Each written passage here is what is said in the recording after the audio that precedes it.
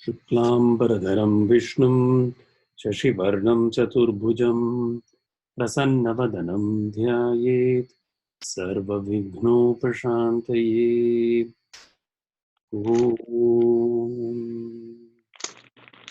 सिन्दूरारुणविग्रहां त्रिनयनां माणिक्यमौलिस्फुरत्तारानायकशेखरां स्मितमुखीमापीनवक्षोरुहां पाणिभ्यां मलिपूर्णरत्नचषकं रक्तोत्पलं बिभ्रतीं सौम्यां रत्नघटस्थरक्तचरणां ध्यायेत् परामम्बिकाम्।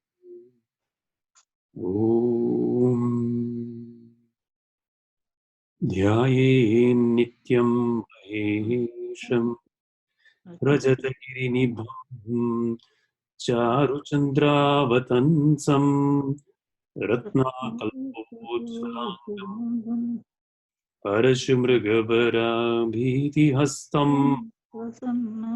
नं पद्मासीनं समन्तात् स्तुतममरगणैः व्याघ्रकृत्तिं वसामि विश्वाद्यं निखिलभयहरं पञ्चवक्त्रं त्रिनेत्रम्।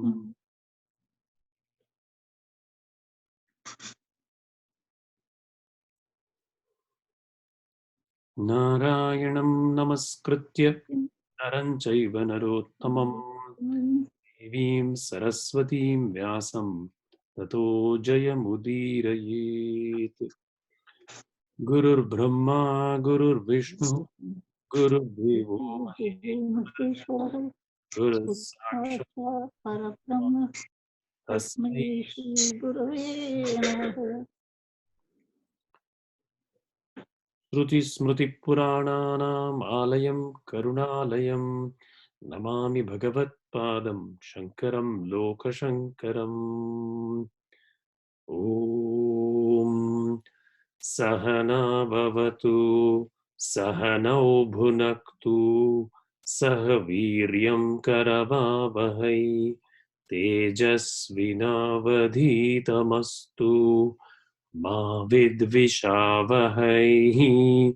ॐ शान्ति शान्ति शान्तिः।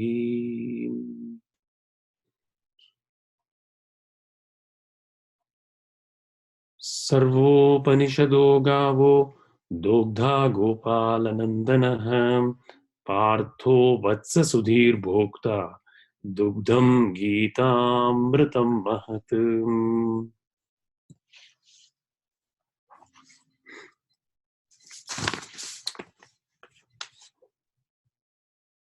ॐ धृतराष्ट्र उवाच धर्मक्षेत्रे कुरुक्षेत्रे समवेतायुयुत्सवः मामकाः पाण्डवाश्चैव किमकुर्वत सञ्जय। श्रीभगवानुवाच क्लैब्यं मास्मगमः पार्थ नैतत्त्वय्युपपद्यते क्षुद्रं हृदय दौर्बल्यं त्यक्तोत्तिष्ठ परन्तप। अशोच्यानन्वशोचस्त्वं प्रज्ञावादांश्च भाषसे गतासून् अगतासूंश्च नानुशोचन्ति पण्डिताः। न त्वेवाहं जातु नासं न त्वं नेमे जनाधिपाः न चैव न भविष्यामः सर्वे वयमतः परम्। देहिनोऽस्मिन् यथा देहे कौमारं यौवनं जरा तथा देहान्तरप्राप्तिः धीरस्तत्र न मुह्यति। मात्रा स्पर्शास्तु कौन्तेय शीतोष्णसुखदुःखदाः आगमापायिनो अनित्याः तान् स्थितिक्षस्व भारत। अविनाशि तु तद्विद्धि येन सर्वमिदं ततं विनाशम् अव्ययस्यास्य न कश्चित् कर्तुमर्हति अन्तवन्त इमे देहा नित्यस्योक्ता शरीरिणः अनाशिनो अप्रमेयस्य तस्माद्युध्यस्व भारत य एनं वेत्ति हन्तारम् यश्चैनं मन्यते हतम् उभौ तौ न विजानीतो नायं हन्ति न हन्यते न जायते म्रियते वा कदाचित् नायं भूत्वा भविता वा न भूयः अजो नित्यः शाश्वतोऽयं पुराणो न हन्यते हन्यमाने शरीरे वासांसि जीर्णानि यथा विहाय नवानि गृह्णाति नरोपराणि तथा शरीराणि विहाय जीर्णानि अन्यानि संयाति नवानि देहि नैनं छिन्दन्ति शस्त्राणि नैनं दहति पावकः न चैनं क्लेदयन्त्यापो न शोषयति मारुतः जातस्य हि ध्रुवो मृत्युः ध्रुवं जन्म मृतस्य च तस्मादपरिहार्येऽर्थे न त्वं शोचितुमर्हसि अथ चेत्त्वमिमं धर्म्यं सङ्ग्रामं न करिष्यसि ततः स्वधर्मं कीर्तिं च हित्वा पापमवाप्स्यसि हतो वा प्राप्स्यसि स्वर्गं जित्वा वा भोक्ष्यसे महीम् तस्मात् उत्तिष्ठ कौन्तेय युद्धाय कृतनिश्चयः सुखदुःखे समे कृत्वा लाभालाभौ जयाजयौ ततो युद्धाय युज्यस्व नैवं पापमवाप्स्यसि त्रैगुण्यविषया वेदा निस्त्रैगुण्यो भवार्जुन निर्द्वन्द्वो नित्यसत्त्वस्थो निर्योगक्षेम आत्मवान् कर्मण्येवाधिकारस्ते मा फलेषु कदाचन मा कर्मफलहेतुर्भूः मा ते सङ्गोऽस्त्वकर्मणि अर्जुन उवाच स्थितप्रज्ञस्य का भाषा समाधिस्थस्य केशव स्थितधीः किं प्रभाषेत किमासीत व्रजेत किम् श्रीभगवानुवाच प्रजहाति यदा कामान् सर्वान् पार्थमनोगतान् आत्मन्येवात्मना तुष्टः स्थितप्रज्ञस्तदोच्यते दुःखेषु अनिद्विग्नमनाः सुखेषु विगतस्पृहः वीतरागभयक्रोधः स्थितधीर्मुनिरुच्यते यः सर्वत्राननभिस्नेहः तत्तत्प्राप्य शुभाशुभम् नाभिनन्दति न द्वेष्टि तस्य प्रज्ञा प्रतिष्ठिता यदा संहरते चायं कूर्मोऽङ्गानीव सर्वशः इन्द्रियाणि इन्द्रियार्थेभ्यः तस्य प्रज्ञा प्रतिष्ठिता विषया विनिवर्तन्ते निराहारस्य देहिनः रसवर्जं रसोऽप्यस्य परं दृष्ट्वा निवर्तते यततो ह्यपि कौन्तेय पुरुषस्य विपश्चितः इन्द्रियाणि प्रमाथीनि हरन्ति प्रसभं मनः तानि सर्वाणि संयम्य युक्त आसीत मत्परः वशे हि यस्य इन्द्रियाणि तस्य प्रज्ञा प्रतिष्ठिता ध्यायतो विषयान् पुंसः सङ्गस्तेषूपजायते सङ्गात् सञ्जायते कामः कामात् क्रोधोऽभिजायते क्रोधात् भवति सम्मोहः सम्मोहात् स्मृतिविभ्रमः स्मृतिभ्रंशात् बुद्धिनाशो बुद्धिनाशात् प्रणश्यति रागद्वेषवियुक्तैस्तु विषयानिन्द्रियैश्चरन् आत्मवश्यैर्विधेयात्मा प्रसादमधिगच्छति इन्द्रियाणां हि चरतां यन्मनो अनुविधीयते तदस्य हरति प्रज्ञां वायुर्नावमिवाम्भसि तस्माद्युध्यस्व तस्माद्यस्य महाबाहो Nigruhitani sarvashah indriyani indriyarthebhyah tasya prajna pratisthita yanisha sarvabhutanam tasyam jagarti samyami yasyam jagrati bhutani sanisha pashyato munehi. Very good. So now we are, I believe, about to start the next adhyaya. This is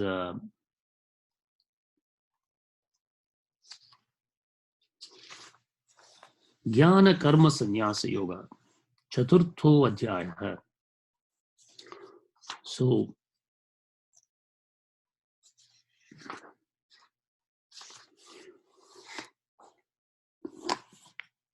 the preceding section, 2 chapters, adhyayas, dealt with 2 kinds of yogas. So now the introduction is being given to Jnana Karma Sannyasa Yoga. So the introduction starts. The yoga set forth in the 2 previous chapters, characterized by dedication to the discipline of knowledge, that was Sankhya, accompanied by renunciation and implemented by the yoga of action. This would be the Karma Yoga, a teaching in which the contents of the Vedas, both activistic and quietistic, culminate. That is pravritti lakshana, nivritti lakshanascha. It is the same that the Lord seeks to inculcate in Bhagavad Gita as a whole. So, jnana nishtha lakshana sa sannyasa karma yogopaya yasmin vedartha parisamaptah pravritti lakshana nivritti lakshanascha gitasu cha sarvasu ayam eva yogo vivakshitah bhagavata. Therefore, deeming that the sense of the Vedas has already been set forth in its entirety, the Lord lauds the same with reference to the line of teachers through whom it has been handed down to posterity. Ataha parisamaptam vedartham manvanaha tam vamshakathanena stauti Sri Bhagavan. Sri Bhagavan uvacha imam vivasvate yogam proktavan aham avyayam vivasvan manave praha manur ikshvaka ve bravit. The Blessed Lord said, this immutable yoga, imam yogam, I imparted to Vivasvan, who is the son, who declared it to Manu. Proktavan, I imparted. Aham, I. What the yoga is avyayam, immutable, unchanging. Vivasvan Manave, Miss Vivasvan imparted that to Manu, and Manu proclaimed it to Ikshvaku. So this is the royal solar line. So this yoga or way of life set forth in the 2 previous chapters I imparted to the sun in the beginning of creation in order to confer strength on the Kshatriyas, the rulers of the world. With the strength of this yoga, they became competent to protect the Brahmana class. The Brahmanas and Kshatriyas are competent to protect the whole world. This yoga is immutable, unchanging, as its fruit does not decline. For the fruit of this yoga, namely emancipation, characterized by the discipline of right perception, samyak darshana, nishtha lakshanasya. So what is this characteristic of the yoga is samyak darshana, seeing the same in all. Mokshakyam, and characterized by the ability of providing liberation, emancipation. Phalam vyeti, that is its fruit, that is unfailing. And the son declared it to Manu, who in turn proclaimed it to his son, the first king, Ikshvaku. Further, evam parampara praptam imam rajarshayo viduhu sa kalena iha mahata yogo nashta parantapa. Evam parampara praptam imam. This, in this way, having been transmitted by a traditional line, father to son, guru to shishya, this one from the Raja Rishis, was known by the Raja Rishis, Raja Rishayu. Sakalena, that through time, iha mahata yoga, this great long time rather, mahata kalena, iha yoga, this yoga, nashtaha parantava, it has been destroyed, it has been lost. O scorcher of foes. The royal sages came to know this yoga, thus traditionally handed down. Due to a lapse of a long stretch of time, the tradition of its transmission has perished in this world. Parantapa means here the one who scorches the adversaries. By means of the rays of the courage of energy and energy like the sun, Arjuna scorches them. He is the scourge of his foes. Durbalan ajitendriyan prapya nashtam yogam imam upalabhya lokam cha apurushartha sambandhinam. Noting that this yoga has perished since its practitioners have become weak, durbalan, and sensuous, ajitendriyan, unable to conquer the senses, and that the world is severed from life's supreme values. That is apurushartha sambandhinam. So, I think long ago in that Hinduism class, we talked about purushartha. Right? So, that purushartha, absence of that is apurushartham. So, therefore, leads to the next verse. Sa eva ayam maya te adhya yoga proktah puratanah bhaktosi me sakha cheti rahasyam hetud uttamam. Hetad uttamam, sir. Hetad uttamam. Sa eva ayam maya. This very same puratana, ancient yoga, maya, by me, te, to you, adhya, right now, has been proktaha, has been proclaimed, spoken to you. This very same ancient yoga, which came from the beginning, from the sun. Bhakto asi, because you're my devotee, sakha, and you're also my friend, comrade. Cheti, rahasyam, this is a very great mystery. Etad uttamam. And it is not only just a mystery, it is the highest mystery. So this is the mystery in plain sight. Right? That which is in plain view and hidden. That is the beautiful mystery of, spoken of by all the Granths. So, now what Bhagavan Sri Shankaracharya says is, he's trying to give the transition to the next verse. So you see, to the casual reader, it may seem that the Lord is guilty of self-contradiction. So to drive home this point, Arjuna spoke, posing a question as it were. Arjuna uvacha, aparam bhavato janma, param janma vivasvatah, katham etad vijaniyam, tvam adau proktavan iti. Aparam bhavato janma, your birth is later. Param janma vivasvata, that of the sun is earlier. Katham etad vijaniyam, how should I understand this? Tvam adau, that you, proktavan, you of late, of you imparted this to this yoga in the beginning.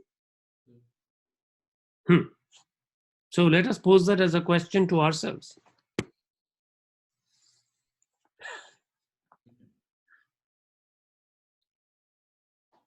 Before we read Bhagavan's answer, let's think of it as a quiz for ourselves.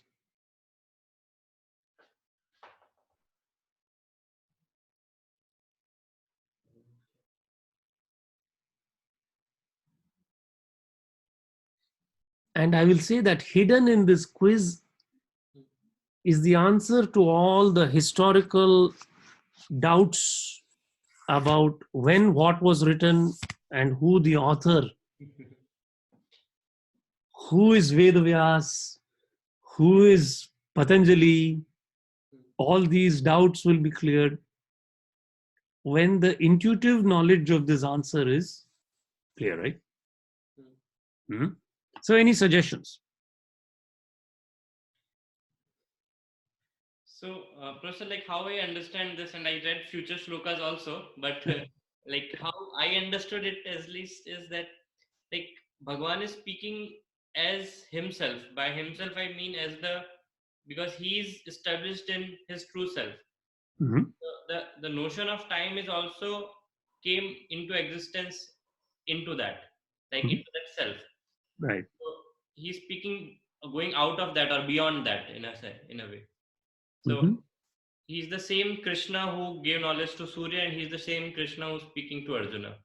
Mm-hmm. So, and like Bhagwan says in the answer that like later that I have many birds, you also have many birds. I am aware of each of them. Mm-hmm.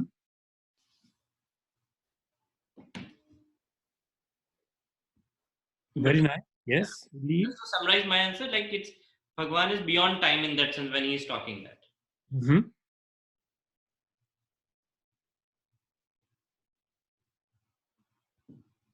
Very nice. Any other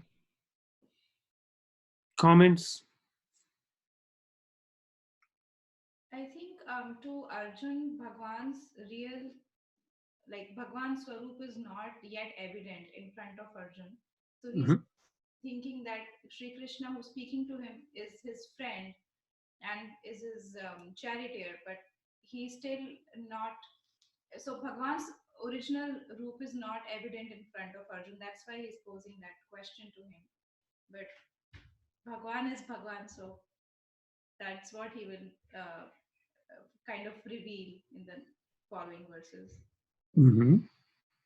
Yes. You can teach someone older than you. Doesn't matter about your age. You can teach people older than you. Aha. Good question, Chetas. So, I would say the way to think of it is twofold. One is what is, we may say, in a traditional sense, and then what is the truth that transcends tradition. Hmm? So, in the traditional sense, age is accorded respect. And there is a general notion that with age comes wisdom and experience, undoubtedly, right? So, in general, um, the order of transmission is from older to younger, right?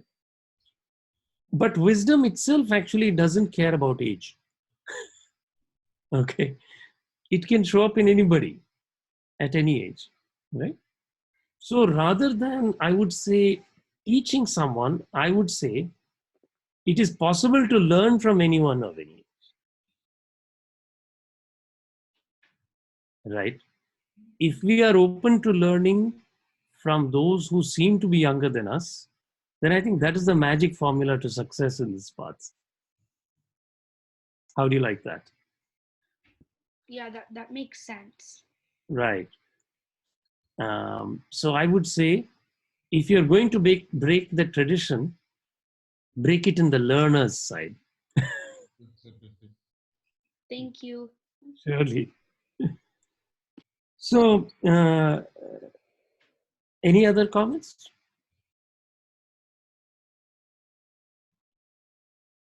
Okay. So the resolution to this we can take in different ways. Already we had some very nice explanations of it, and they're definitely correct. But to connect it to the previous adhyay, where there was that description of or a distinction between the lower self and the higher self. Didn't we see that somewhere? So if we actually look at verse 42 of the previous adhyay, Indriyani paranahu indriyebhya param manaha manasastu para buddhir yo buddhehe para paratah tu saha. And there it is translated as capital He, the self, right? This self indwelling in everyone.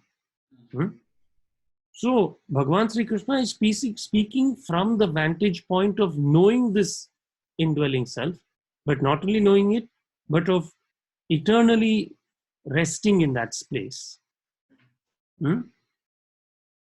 Arjuna is asking the question from the vantage point, or perhaps not such a great vantage point, of being immersed through the indriyas, through the buddhi, manas, and indriyas, seeing the distinctions outside.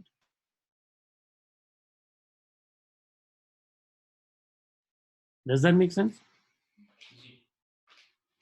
So, to put it in another way,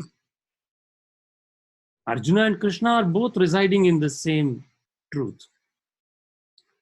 It's just that Krishna sees and knows that he is eternally that truth and has come in many forms, both as the Guru and the Shishya. When Krishna says, I imparted this to Vivaswan, one should not construe that Krishna actually sees duality. He doesn't see Vivaswan as different from him. Right? He knows that this is just another wave in his Leela. And similarly, that following tradition. But as long as that vision is not permanent or not even glimpsed, then this question of time arises, right? And it can confound a lot of people why authorship of the same, of different tracts, seemingly at different times, is attributed to the same person, this kind of a thing. But purposely, in our tradition, that has never bothered anyone, because they know that the source of the intelligence is the same. In one verse, we say, Gurave Sarvalokanam, Bhishaje Bhavaroginam, Nidhiye Sarvavidhyanam, Sri Dakshinamurtiye Namaha. So, the repository of all knowledge, Nidhiye Sarvavidhyana, is Dakshinamurti. So, at some level, to claim that I have this knowledge or I have that knowledge, knowledge exists. It is provided by some grace. Right? If it manifests through a person, then they can feel that it is their knowledge. But truly speaking, it doesn't belong to anybody. Right?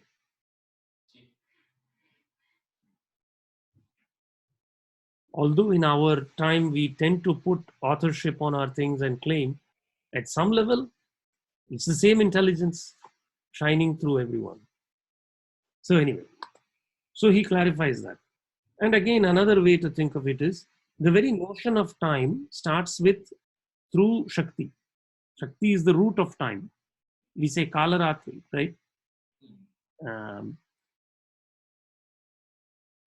So to the one who has transcended the dynamic aspect of Shakti and rested in the static aspect of Shiva, this time itself is under that person's control.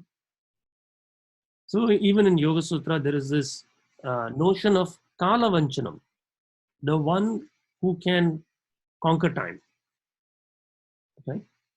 So in yoga, in that space, in that state where time itself is conquered, then it's seen that the entire sequence of names and forms is let loose once time is allowed to come into play.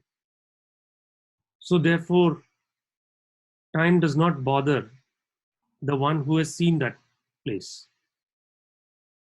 So frequently you will see even in both Hatha Yoga Pradipika and Yoga Sutra that the yogi conquers time. So obviously, Yogeshwara Krishna, the Lord of Yoga itself, has conquered time. And so for him, he can say this with no contradiction, no self-contradiction. In order to remove the skepticism of the dull-witted as regards the power and omniscience of Vasudeva, the Lord spoke. Indeed, this is the purpose served by Arjuna's question. Sri Bhagavan Uvacha, Bahuni me vyatitani janmani tava cha Arjuna nanyaham veda sarvani natvam veta parantapa.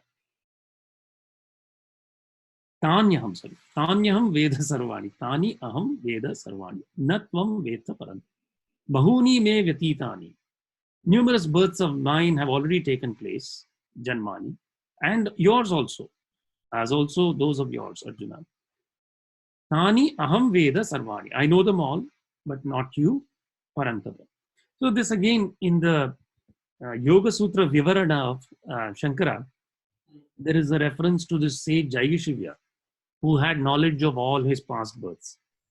And of course, when he is asked, what is the use of all that knowledge? He says that is quite useless. I mean, the knowledge of the births themselves is not particularly useful, but undoubtedly it is one of the siddhis that is attained on the way to the ultimate state. By analyzing the characteristics of each person, and when they meditate deeply on those, through those samskaras, they will be able to trace their origins in various previous births. So, the samskaras are those latent impressions in the mind. By meditating on them, one can trace back the previous births. But that in itself is not terribly useful, is what Sage Jaigishivya is saying.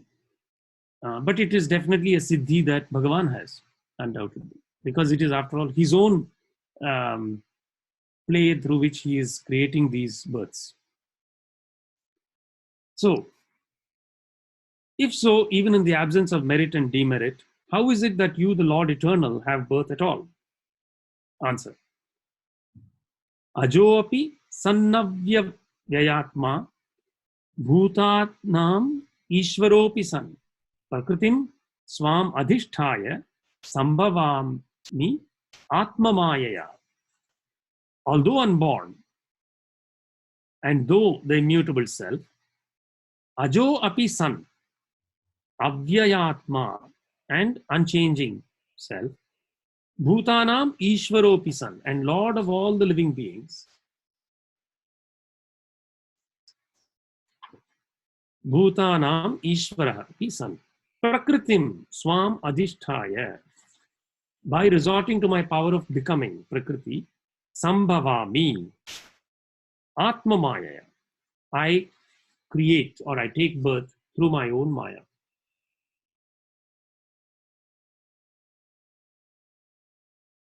Now again, you can see that this sense of permanent awareness was there in people like Bhagavan Sri Ramana Maharishi.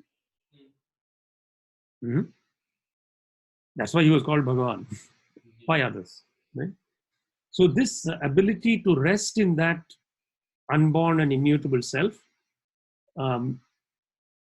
means that those particular instances or human births, those lampshades are so clear that you see the light shining through them. They are perfect. That's why they're called siddhas, perfected beings. So, when, for what purpose does that birth of the Lord occur? So, now the question is, why does that all happen? So then Bhagavan says, Yada yada hi dharmasya glanirbhavati bharata abhyuthanam adharmasya tadatmanam srujamyaham. Whenever there is a decline of dharma, and when this adharma prevails, then I project myself. That at that time, srujamyaham. Righteousness, and here the Bhashyam says, as embodied in the order of classes, Varna Ashrama Adi Lakshanasya Praninam Abhyudayinaha Shreyasa Sadhanasya Bhavati Bharata. Whenever this glani is hani, destruction, decline. And then Udbhavaha adharmasya tada atmanam srujami aham mayaya. Kimartham. So why should the Lord, after all, reincarnate himself. Paritranaya sadhunam vinashaya cha dushkritam dharma samsthapanarthaya sambhavami yuge yuge. This famous verse also appears in the Vishnu Sahasranama. So, for the protection of the virtuous, paritranaya sadhunam, vinashaya, and destruction of the ones who are wicked, dushkritam, dharma samsthapanat, secure the establishment of dharma, sambhavami, I incarnate myself from every age, in every age, yuge yuge. So, for instance, in the Dwapara Yuga, Sri Krishna incarnated to provide us this Bhagavad Gita, right? Which by mercy and by the power of the parampara is still available to us in Kali Yuga.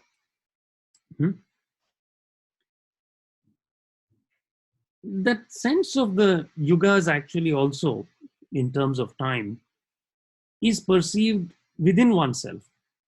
So, as the mind purifies more and more, then one can even see the evolution of the yugas internally and appreciate this fact that at all times, so even in the future, there will be the recurrence of this spark of the truth never dies.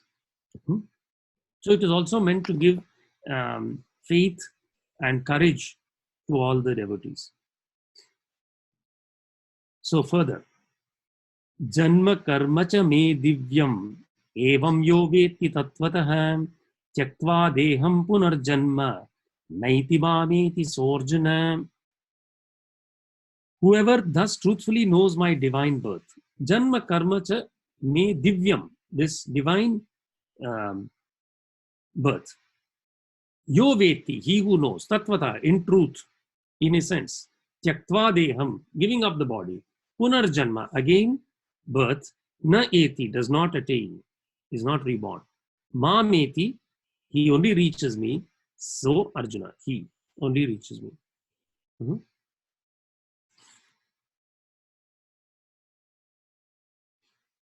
So, this na yeshaha moksha margaha idanim pravrittaha kim tarhi purvamapi. So what Bhagavan is saying is that this path to liberation, emancipation is not opened just now. It has always existed. On the contrary, it existed in the past too.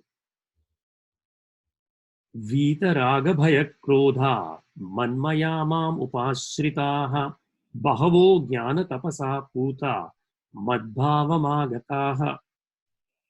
This again, this phrase Vitaraga Bhayakrodha has come before also, free from passion. So remember in Yoga Sutra, one of the 5 kleshas is raga. Raga, dvesha are classed together. Bhaya, fear. Krodha, wrath. Manmaya, mam upashritaha, filled with my power, dependent on me. Bhahavaha, many. Jnana tapasa, by knowledge and tapas, austerity, puta, purified by. Madbhavam agata, they have attained my status. So again, I gave you example, even in our own very time. We have seen the 3 great gurus. More recently, Bhagavan Ramana Maharshi, Bhagavan Ramakrishna, and then also the author of this Bhashya, Sri Adi Shankaracharya. Right? These are examples, living examples, or for us in our memory, because ultimately we have to keep what is most powerful is in memory is that, right? Smriti, right? If that smriti is there, these inspiring examples can inspire us also that this path, which was not only opened up now, but is already there in the past.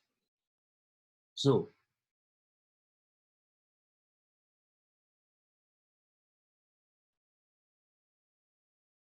then the next verse. So, whom does Sri Krishna favors, so to speak. Ye yatha mam prapadyante tams tathaiva bhajamyaham mama vartman anuvartante manushyaha partha sarvashah. Whatsoever the manner in which they approach me, in that very manner I resort to them. For, O Arjuna, on all sides, men tread paths leading to me. So this is, of course, the statement that only one permanently established in the truth can make, right?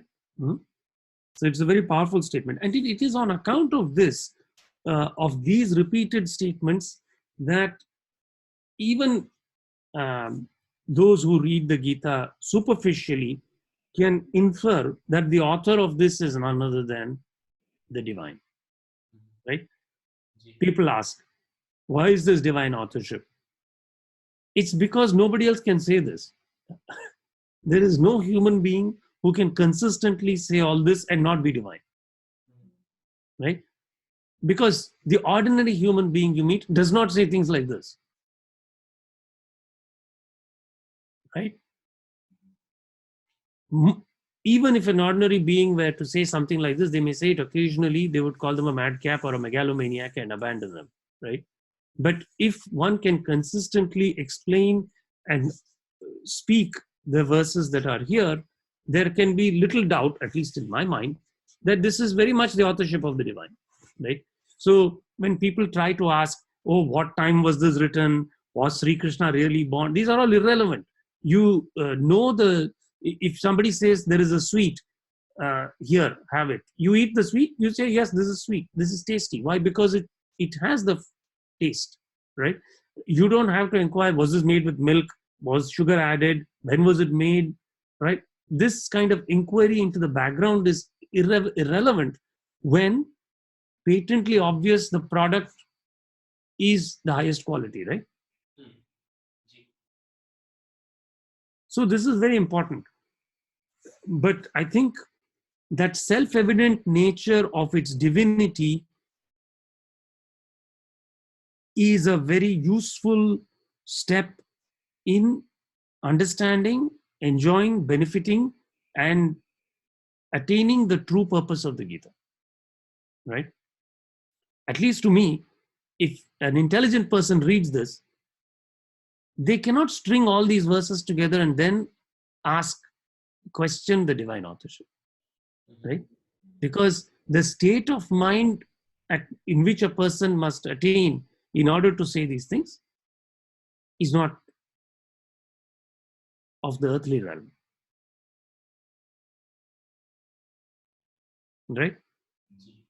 The wisdom, the transcendence of time, space, and the depth of vision is not encountered by one enmeshed in the earthly realm.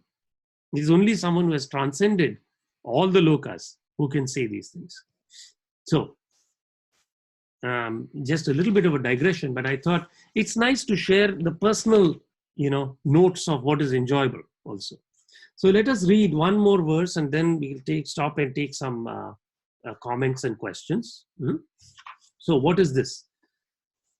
This is a very nice verse. Kankshantah karmanam siddhim yajanta iha devataha kshipram hi manushe loke siddhir bhavati karmaja. Desiring, kankshantah karmanam siddhim, desiring the success of their works. Yajanta iha devataha. People in this world offer sacrifices to the gods. Well, at least they used to, knowingly. Now, maybe less so. Kshipram hi manushe loke. Quickly, in this world of men, siddhir bhavati karmaja. Success is obtained through works. So, this is actually a verse that one should ponder on.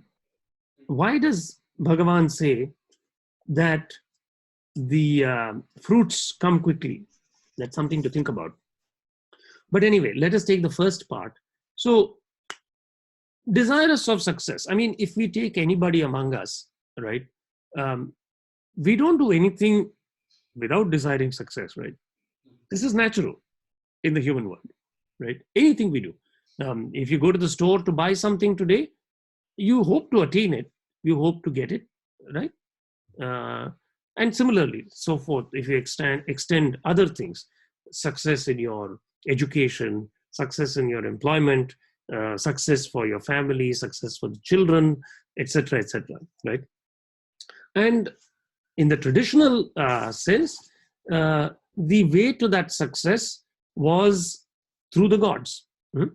I mean, in a very, at the lowest level, one can say that we do what is called a Navagraha Puja always, right? Because we are aware that there are these ninefold powers that govern life in the human plane.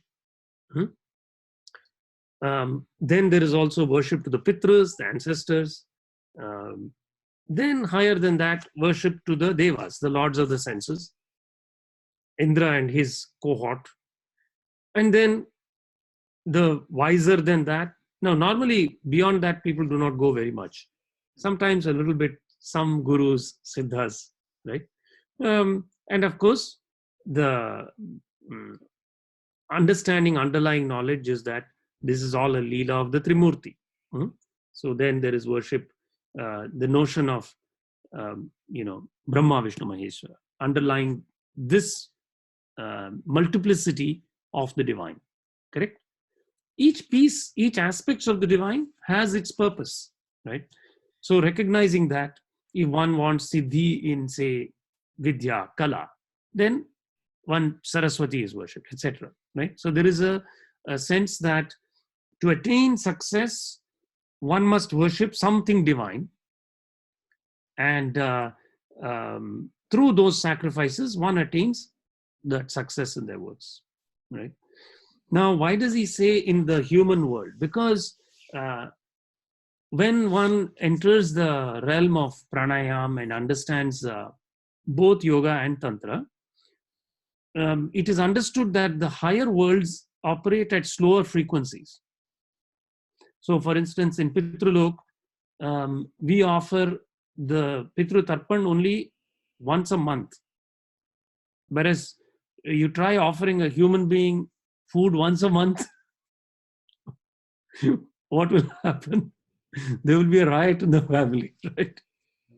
So obviously something is happening faster in this plane, correct? So in that way you can understand that Bhagavan, who is transcended all the lokas, is saying that in this human world, the success born of works is attained quickly. So we feel hungry every day, we eat, and our hunger is satiated at least for some time till the next 4 hours tick by, and then hunger arises again.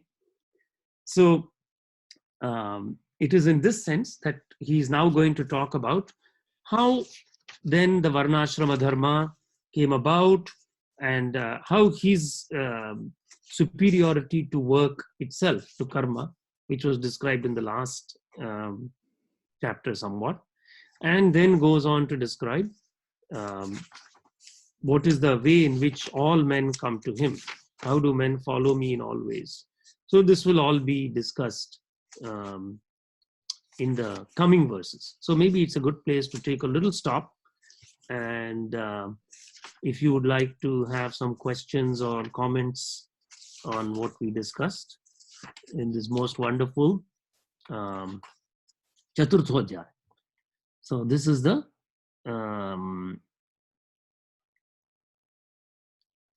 yoga, Jnana Karma Sannyasa Yoga. Right?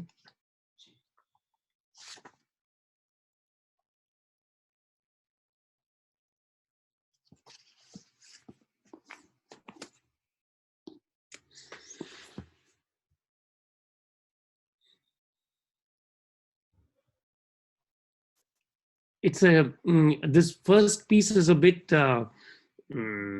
there's many threads in it, right?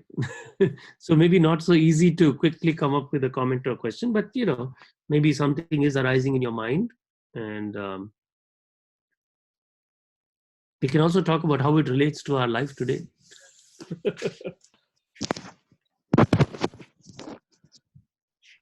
Professor, namaste, Professor. I just have like some clarification. So I didn't quite clearly understand the question that they asked, like what prano, and they clarified that. So can you elaborate the question once again so that? Oh, yes.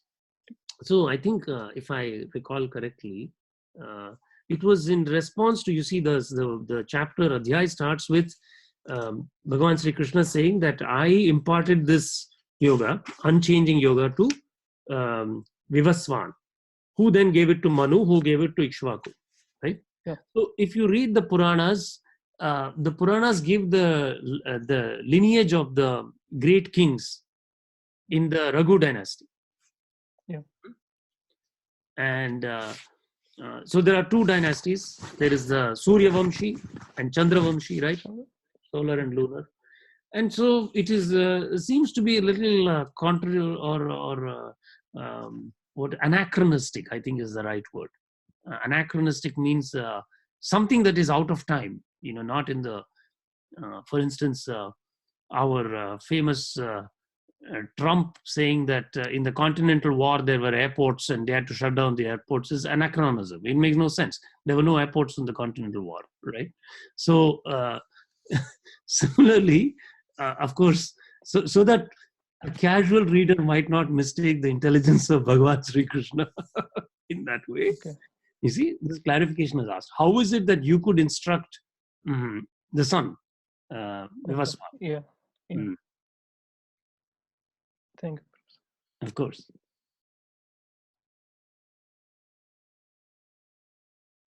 Anything else that's on your minds, even if it's not related to Bhagavad Gita? We are going through some interesting times with a lot of changes.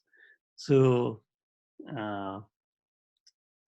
happy to discuss that also. Above all, I would say, if we are calm and observe this interesting transition also, right?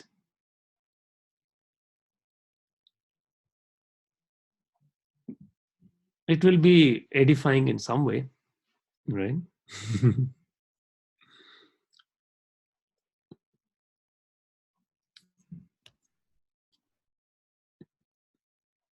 Dr. Shankar, I have a question.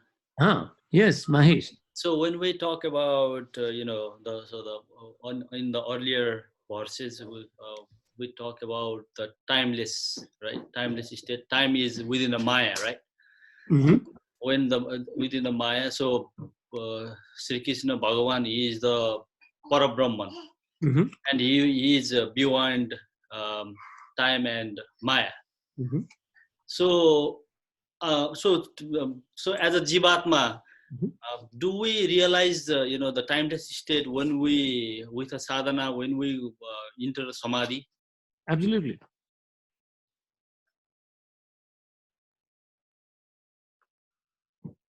So that will be the timeless state for a Jivatma, right?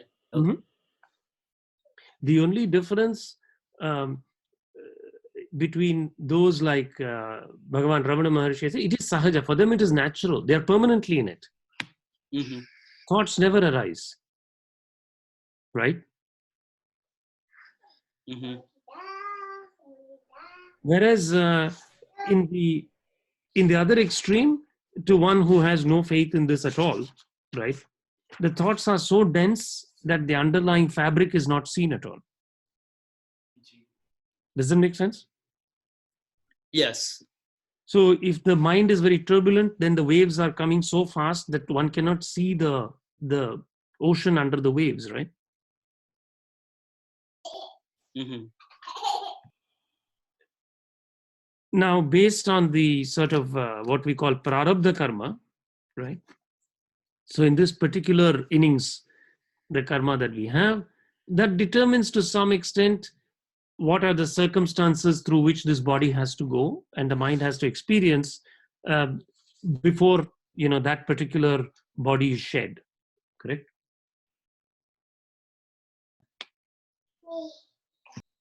And yet those sequence of experiences are perfectly designed such that if one can stabilize the mind through all those, then indeed the truths that are, or the truth that is said here will be seen, right? The gurus are shining examples of those who permanently see the truth. Right? Right. But it is not denied to anyone to glimpse it.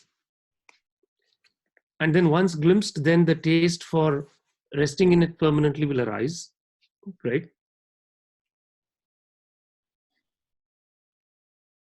And that is the meaning of that verse, Rasavarjam rasopyasya param drishtva nivartate. Right?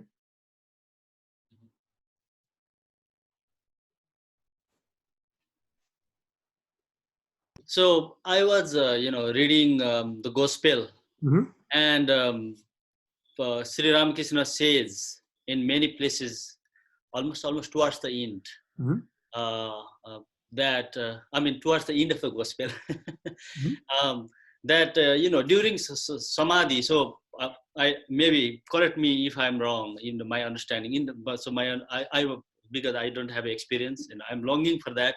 I don't have that, but based on my understanding so far is in samadhi you are in commune, like, so it's a mindless state. It is a timeless state.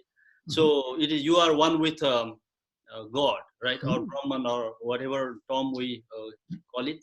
And he was mentioning in some places that he usually gets vision, maybe because his avatar, or his power, he gets vision that who is coming to him, and who has tendencies just from far away he can say, some has good tendency, or who is closely to the moksha, right? So Yes. those things, and I was just wondering about, in samadhi it would be absolute blankness, Mhm. Mhm. but he is saying that he gets vision. And would you clarify? I didn't get that actually. Right. So, well, there are many classifications of samadhi, right? There is savikalpa, nirvikalpa. Yes. In the nirvikalpa state, it is without any images, right? But there are, and even if you go and look in Yoga Sutra itself, there is savitarka, nirvitarka, it is called sabija, nirbija, etc. Right? So there is a samadhi in which there is an image of the Lord, right? Yeah. So saguna, that is the attainment of what we call saguna Brahman, right? But the point you're referring to is that based on, again, one's past karma, certain siddhis arise in people, right? Through the repeated practice of any of these yogas. I mean, whether you take bhakti or Raja Yoga or Jnana Yoga, right? Certain siddhis arise. These may not uniformly present in all those people. They may not be seen by others in all people. Correct? But if you listen to what Ramana says, he says these are, of course, and even in the Yoga Sutra that is completely consistent, they are not an end in themselves, right?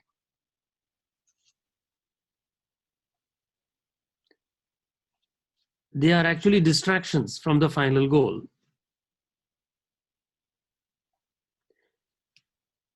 Now, whether others attribute them to these people, or definitely there will be no doubt that what the great gurus narrate, they have no reason or desire anyway to say anything that is contrary to the truth. So definitely he had that siddhi, right? But whether manifestation of Ramana had the same siddhi, this is basically what Ramana is saying, is that is pointless. Some people used to attribute to Ramana that he can be seen at two places at one time, but he never claimed it, right? Because those siddhis do arise, but they are distractions at the end of the day. It is true that you can see the underlying thoughts. You can see through the mask of people. There's no doubt about that. Okay. If someone appears pious, you can see whether in truth they are internally pious or not, how far they are. Yes, these things are true, right? But they by themselves are not a great, shall we say,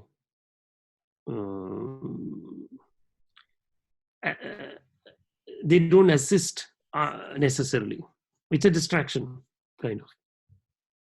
Yeah. He mentions that don't go after Siddhi. Mm-hmm. You're not going to reach the goal, because he experienced through every possible way, right? I mean, Right. multiple ways. So, Right. he can say that. But for us, we haven't seen, we haven't tasted that yet.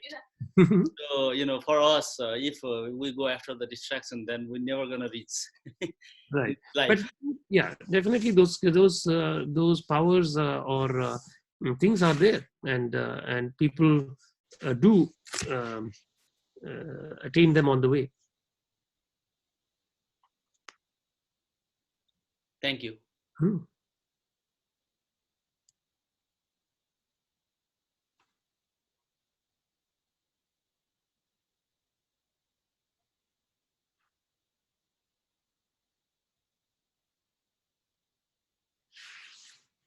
Dr. Shankar, Susmita is asking, she's with her daughter, so she's asking that how sensibly, as a spiritual seeker, we deal with this situation like this. For some of us, this is stressful. Yes. Quarantine, and then need to be at home within the wall. Right. Right. So she's asking how we better can manage, as individual, as a family. Of course, right. Well, in a way, actually, if you're alone, I would have enjoyed the isolation because it's a chance to be, more quiet, and actually opportunity to maybe have more sadhana or meditation. But of course, when you're confined in a place with family members, then it can sometimes be more, we have to exercise our external sadhana, right? I would say above all, it is going to pass, right? And they are at least allowing some walks in nature. So if the weather is not too cold, one can take advantage of that, right? Being outside in nature, in quiet, is calming. But above all, it's also a test for us to see what we are anxious about and what really matters, right? So obviously this wave is going to come. It's going to last for some time. It's going to affect people. Maybe some close to us. It may affect us directly also. But it's also sharpening that reckoning, I think, which is to me the most important thing. So what is the purpose of the human life? Right? And that's what we are discussing in Gita class. Correct? That's absolutely right. Right. So in some sense, it's not a bad thing. It is just sharpening our awareness that, okay, well, suppose tomorrow this virus comes and attacks the body, and the body has to be given up. So what? Right? Right. That is natural. Of course, you're going to take necessary precautions. That makes sense. One must obey you must employ your intelligence. You do not want to actively go and contract it. You're going to take all the necessary precautions, apply all the scientific evidence and the knowledge we have.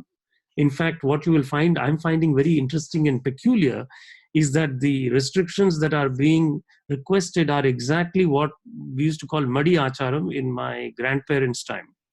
So they would come back and immediately take off the clothes used outside and wash them. They would, my grandfather had bathed, nobody can go touch him while he's doing his puja, right? 6 foot distance, right? So we just seem to be rediscovering a lot of those practices which are part of our tradition as being very useful to combat this thing. That is interesting. It's partly interesting. I think there's no need for panic. I mean, definitely, by and large, the vast majority is going to survive and overcome this, right? Definitely more precautions have to be taken for those at risk, those bodies at risk, older people, very young children. This is natural. But I think the best tonic to me would be reading Gita or doing dhyan, keeping up that daily sadhana. These will be very calming. If you become calm, then you spread calm all around. If you are confident, you spend confidence all around. And ultimately, the things that have to be done, right? Correct? Yes, that's right. At some level, there is no great fear. Whatever happens, there is a procedure at that point that has to be taken, right? If somebody gets infected next to you, a set of steps have to be taken. If you get infected, a set of steps have to be taken. If you're both luckily not infected, then a set of steps have to be taken, and we will just proceed with that. But at the end of the day, it's the stability of the mind and the truth that makes all the difference. If we react very wildly to all the information that is ricocheting around in these echo chambers, then so we have to exercise discrimination. It's a viveka. What information is useful and can be acted on, and what information is just noise and is only going to upset the mind. So that, I think, discrimination is important. But also it gives a chance to be with our family members, right? Quarantine. You can spend more time with your family. So if we look at the positive side of it, we are becoming more strict in our acharam, in the way we conduct ourselves, washing hands, etc. So it can be also more time at home. So maybe time to reflect, introspect. Although I think most of you are anyway not spending time outside so much. So maybe for our group, it's not that much of a change. That is absolutely right, Dr. Shankar. Yeah, we spending time with family, staying at home, Right. yeah, looking at the positive side and taking advantage of it. Right.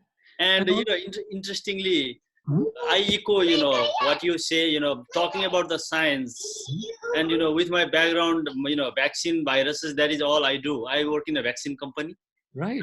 Takeda. Yeah. And interestingly, my PhD dissertation was in coronavirus.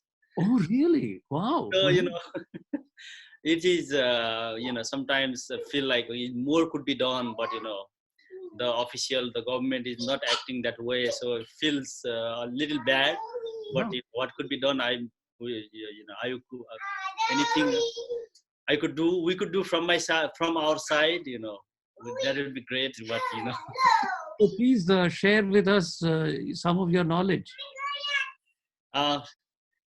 Sure. Yeah. So this virus is an envelope virus. That means that's why, it is very contagious as compared to the other circulating virus before, like SARS or MERS, similar coronavirus group. And this is envelope. That means it is more susceptible to the detergent or alcohol. Okay. Like at least 60% alcohol, and little more heat is more, this virus is susceptible as compared to other non-envelope virus like polio or rotavirus. Those are non-envelope, and those are a little hardy than these. Okay. So environmentally, even this is respiratory. That's why, transmitting through the droplet. That's why it is being very contagious. Right. But like you mentioned, if we try to be 6 feet apart, and when we cover ourselves, just using the common sense, then it's preventable. I think this is increasing because people are being really careless. Right. And they don't following the social distancing, the essence of social distancing, not following well. People partying, going to dinner, doing gathering. Those are making things worse. So you said heat, 60% alcohol, and what was the other one? These three destroy the envelope. So corrosive, like the gentle bleach, wipe what we have, what we can find. Those are also helpful. Right. I think I don't remember exactly the temperature. I think at least 60 degree Mm-hmm. centigrade. Mm-hmm. I will have to double check, but if we drink warm water, Mm-hmm. clear the throat, you drink warm. In the beginning, the virus stays. The receptor is in the throat, right? So you start with the throat. You Okay. start with the mucosa, and if we be aware of not touching the hand to the mucosa, when we touch, like let's say door handle or elevator button and anything, Mm-hmm. not unconsciously touching those area. Mm-hmm. Wherever we go, we wash our hand, and then consciously not doing it, then it would be much more preventable. Okay. Very useful. Thank you. I didn't know that your PhD was on coronavirus. That's amazing. Yeah, so that they have 4 different group. Mine was alpha coronavirus. This is beta coronavirus. They have four genus group. Right. And the human, there are a lot of coronavirus in animal side. Mm-hmm. If you look at a veterinary medicine or animals, there are a lot of them. Okay. They have a lot of problem. But recently this starting early in 20s. Right. Or late 90s, early 20s, only started in humans. So this is creating havoc. Yeah. I was also thinking, like you were saying, that we think this is a very big thing, but when I go out, I see the birds chirping. The rest of the natural world is not so bothered by it. Right. I think nature is balancing itself. I think human did too much. Right. Well, wonderful. I'm glad you could share that. It's nice to know the science behind it and to take that wisdom and apply it. Sure. Yeah. If I can, if there is any question, I would share any information. Wonderful. I mean, I'm also still learning epidemiology and everything. The dynamic of the virus in China, and what we see recently, CDC say that in China we have seen like affecting more elderly, right? Mm-hmm. That's the majority of the data coming from China, and I would say we have to question the integrity of the data coming from China as well. Mm-hmm. Take not through the it should be maybe take as a grain of salt, rather than believing everything what is coming. Right. So according to the CDC in US, it is not like only elderly are affected; young adults are also affected. Right. And the higher percentage of young and adults are also affected. So we cannot take as a granted that this is only affecting elderly. Yeah. And not being as a asymptomatic, carrier and spreading the virus. So, we need to be mindful and strictly follow the social distancing. I think that would be. Yajnayam gatum yajnapataye daivihi swastirastunaham swastirmanushebhyah urdhvam jigatu bheshajam shanno astu dvipadehe sham chatushpade om shanti shanti shanti.